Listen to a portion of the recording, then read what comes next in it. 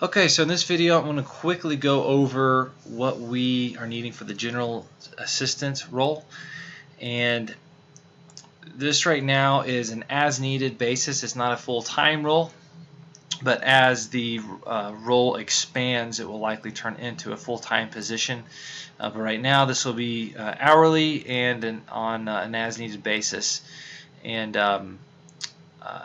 everything that is assigned, especially as the role develops, is either going to be based on something that is pretty straightforward to do, meaning there's not really a lot of critical thinking, you're just following step-by-step training, or we might do something that requires a little more critical thinking based on your skill set. So it wouldn't be anything that you'd be uncomfortable with. But the vast majority of what you'll be doing will be, again, something that we have step-by-step training for. So instead of taking my time to go through all this, what I'm really going to cover is this part right here, because this is what we are backlogged on right now and need help with the most immediately. And this will be an everyday project for you. So we use ClickUp for our project management. And what you're looking at is we work very closely with a company that creates motors. And we are their marketing arm, but because we work so close with them, we are helping them with some other things like their motor drawings and some other things like that. So how our process is set up right now is, they have hundreds of motors, and these motors, some of the data changes on these motors all the time, which is the reason why this will be an ongoing thing for the foreseeable future. Because every time there's a change, we have to go through and update every single motor, every single product number. And so our process right now is whenever a product number needs to be changed, that shows up here in the product number tab, or if we assign one, because right now we haven't even touched all the product numbers because it's just me and the 3D modeler working on these right now, which is the reason why we need to get someone added to this flow.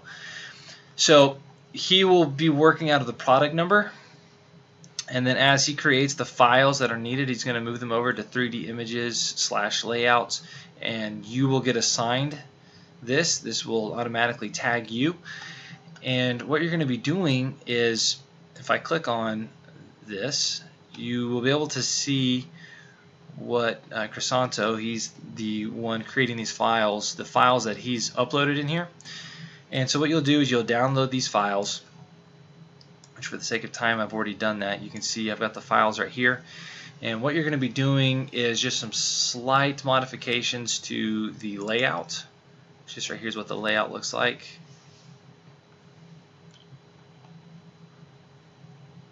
So this is the layout, which I'll show you what to do with that in just a second. And then you're going to create a 3D image. So to create the 3D image, you will need to download a program called eDrawings. This is a free program. And what you're going to do is you're going to take what's called a step file, and you're going to open it inside of eDrawings. And this right here is where the motor shows up. And so what you will do is you're going to rotate it to where it looks something like this, where it's slightly lower on the left side, slightly higher on the right, and this piece right here is slightly slanted more towards you, and the top part is going slightly away. And then you're going to go to View, Shaded with Edges, Ambient Inclusion, Perspective, and then take your favorite screen capture software. I like TechSmith Capture. I also use Jing, which is over here, but you can't download it anymore. You can download TechSmith as soon as it opens. Okay, here we go. So once we have this, I'm going to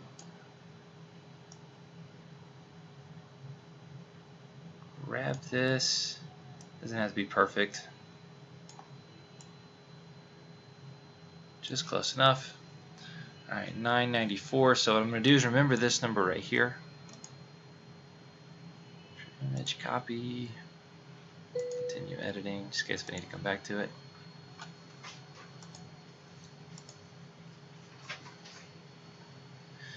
And I'm just going to go ahead and create this. right now. You can go ahead and adjust the ratio if you want to. So canvas size, this right here is why it was important to look at this 994 width, because what you're going to do is open up a calculator, and for every single one of these we want a 1.1 or 1.67 ratio. So what that means is you're just simply going to take 994 and divide that by 1.67, and so now we have 595. So the height of this should be 595. And then get rid of the background, and there you go. So then you're just going to save this as a PNG, and I'll show you what it should be saved as, and then that is going to be the 3D image. The only other thing is the layout, which I'll just show you this right here since this is already done. So when you first bring this over, it's going to look like this. You're going to have to add a white background. The other thing, let's see if I can. There we go. So this right here is what it looks like when you first bring it over. So similar to the 3D image, the ratio on this needs to change. So if I go to canvas size, pixels, this time we're doing it kind of backwards. We're taking it from the height, 2517. And on this one, every single time what we're going to do is we're actually going to multiply it by 1.42. And so then that gives us a canvas size of 3574. So you'll take the width, change it to 3574, and then put a white background behind it. And that's it. That's all you have to do there. Then you'll save this as a PNG. And again, I'll show you what to save it as and how to do the folders. So we use Dropbox. I use a business account, so I'll be able to give you a license to use, so you can use our be connected in our Dropbox, so we can all share files, no problem there. So that is essentially what you would be doing. This part right here would be every day, and then some of the other tasks are not necessarily every day, but again, they're pretty straightforward, about as straightforward as this. So anyway, if this is something you're interested in, let me know.